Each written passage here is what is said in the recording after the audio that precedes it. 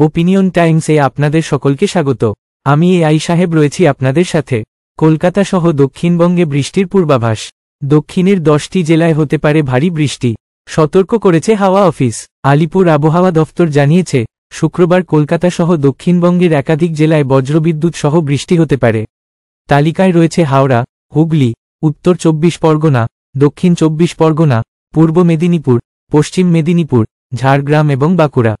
2 মেদিনীপুর এবং দক্ষিণ 24 পরগনায় ভারী বৃষ্টির সম্ভাবনা রয়েছে শনিবার থেকেই। রবিবার ভারী বৃষ্টি হতে পারে ঝাড়গ্রাম, বাঁকুড়া এবং পশ্চিম বর্ধমানেও। সোমবার এবং মঙ্গলবার পূর্ব বর্ধমান, পশ্চিম বর্ধমান এবং বীরভূমে ভারী বৃষ্টির পূর্বাভাস দেওয়া হয়েছে। এই জেলাগুলিতে বৃষ্টি হতে পারে 7 থেকে 11 সেন্টিমিটার পর্যন্ত। বঙ্গোপসাগরে একটি নিম্নচাপ অঞ্চল তৈরি হয়েছে, তা ক্রমে উত্তর পশ্চিম দিকে ওড়িশা উপকূলের অভিমুখে এগোচ্ছে।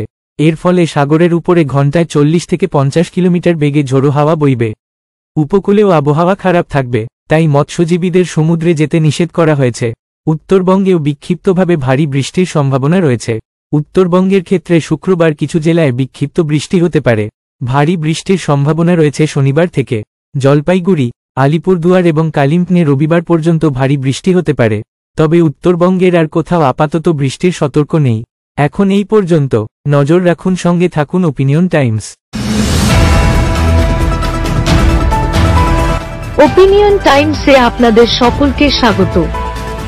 পশ্চিমবঙ্গে এই প্রথম বাংলা নিউজ পোর্টাল। আমি এআই দিয়াসিনী, আর আমার সাথে আছে আমি এআই আদিত্য।